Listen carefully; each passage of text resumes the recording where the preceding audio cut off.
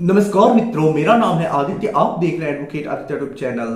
आज मैं आप लोगों के लिए भारतीय दंड संहिता की धारा 498 ई से संबंधित एक महत्वपूर्ण जजमेंट लेकर आया हूं। कई बार हम ऐसा देखते हैं कि पत्नी जो होती है कोर्ट में झूठ बोलती है, झूठे साक्ष्य देती है और पति के ऊपर 498 ए का केस दर्ज हो जाता है और पति बेचारा परेशान हो जाता है।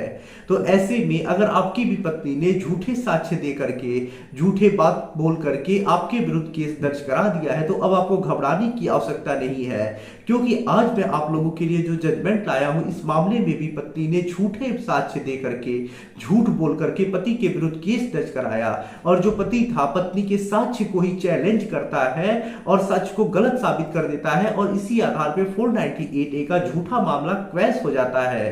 तो यदि आप भी पत्नी के द्वारा अपने केस में लगाए गए सबूतों को, साक्ष्यों को, मेडिकल जो उसने लगाया है, इसको चैलेंज करना चाहती हैं, तो क्या प्रक्रिया है, किस प्रकार से आप ये चीज कर सकते हैं और क्या ये जजमेंट है, कैसे इस जजमेंट का यूज कर सकते हैं, ये सारी चीजें आज हम डिटेल में इस वीडियो के माध्यम से समझने वाले हैं। तो हाईकोर्ट का एक महत्वपूर्ण जजमेंट है, बारीकी से समझिएगा, डिटेल में वीडियो देखिएगा, सारी चीजें समझ में आ जाएंगी।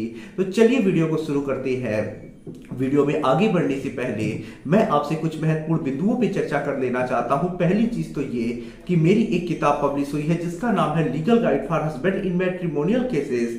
अब देखिए, जैसा इस किताब का नाम ही है legal guide for husband in matrimonial cases, वैसा ही इस किताब का उद्देश्य भी है। इस किताब में आपको मैट्रिमोनियल केस जैसे 498 A, 125 CrPC, DV act, section 9 divorce case, इन सब मुकदमों के संबंध में काफी अच्छी जानकारी मिल जाएगी, जैसे कैसे मुकदमा लड़ना है, कैसे अपना बचाव करना है, कैसे क्रॉस केस दर्ज कराना है, किस प्रकार से 498 ए के फॉल्स केस को क्वेश कराएंगे, कैसे डीवी एक्ट और सेक्शन 9 को क्वेश करा के मेंटेनेंस देने से बचेंगे। ये सारी चीजें हमारी किताब में आपको पढ़ के समझने को मिल जाएगा।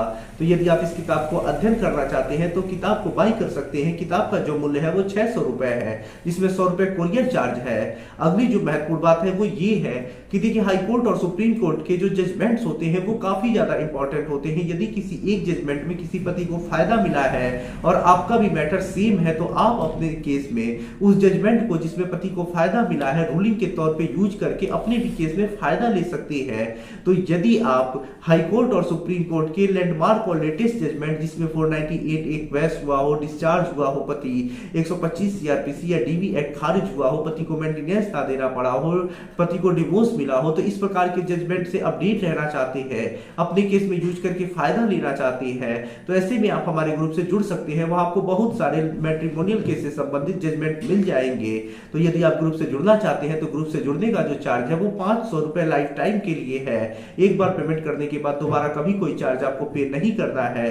तो ग्रुप से जुड़ने के लिए व्हाट्सएप पर मैसेज करिएगा। अब आइए अपने महत्वपूर्ण जजमेंट के ऊपर हम आते हैं। तो देखिए, ये जो जजमेंट है वो कलकत्ता हाई कोर्ट के द्वारा आया हुआ एक लैंडमार्क जजमेंट है और ये जो जजमेंट है वो Sanat Kumar versus state of West Bengal के केस में आया है।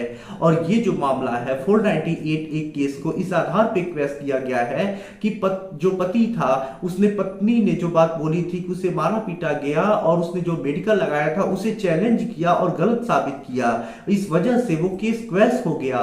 तो ऐसे में ये महत्वपूर्ण जजमेंट है और एक नई जानकारी आपको इस जजमेंट के माध्यम से, वीडियो के माध्यम से मिलने वाली है। तो आइए उसे थोड़ा सा समझ लेते हैं। तो देखिए, पत्नी जो होती है वो शादी के बाद कुछ दिन ठीक से रहती है, उसके बाद पति पत्नी में विवाद होता है। पत्नी उसके बाद जाकर के थाने में कंप्लेन कराती है कि वो सोई थी, अचानक से उसके पीठ पर किसी ने काफी तगड़ा प्रहार किया जिसकी वजह से उसे चोट आई और उसके कमर में दर्द होने लगा और इस वजह से और काफी उसे प्रताड़ित किया गया, परेशान किया गया, दहेज मांगा गया, इस प्रकार के आरोप वो लगाती है और जाकर के थाने में कंप्लेन करती है, जिससे 498 ए आईपीसी दर्ज होता है। उसके बाद पुलिस इन्वेस्टिगेशन करती है, कोर्ट में चार्जशीट लगा देती है। उसके बाद जो पति होता है वो क्वेश्चन के लिए हाई कोर्ट में 482 सीआरपीसी के अंतर्गत प्रार्थना पत्र लगाता है।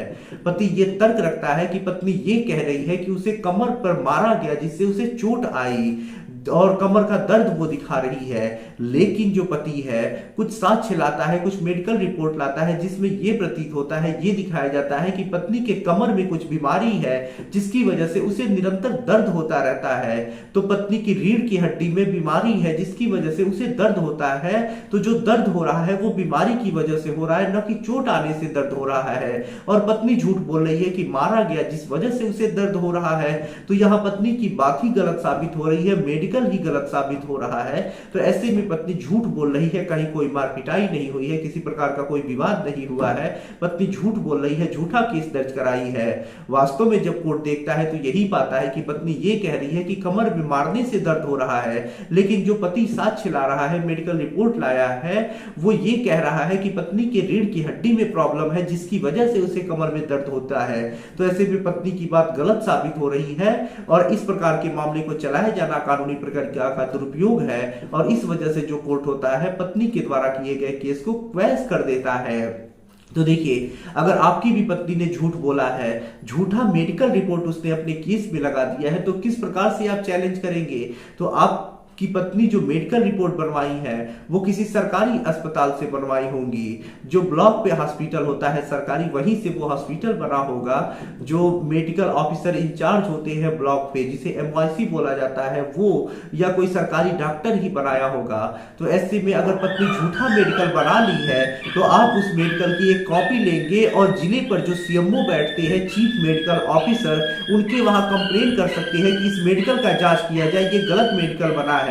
ऐसे में सीएमओ जब उस मेडिकल का जांच कराएंगे और ये पा जाते हैं कि गलत है, तो ऐसे में कार्यवाही भी होती है, डॉक्टर के विरुद्ध भी कार्यवाही होगी और साथ ही साथ आप जो कार्यवाही होगी, जो मेडिकल का रिपोर्ट बनाएंगे, सीएमओ देंगे, आप उस रिपोर्ट को क्वैशिंग के केस में लगा करके और झूठे मामले को क्वैश करा सकते हैं और खुद को बचा सकते हैं।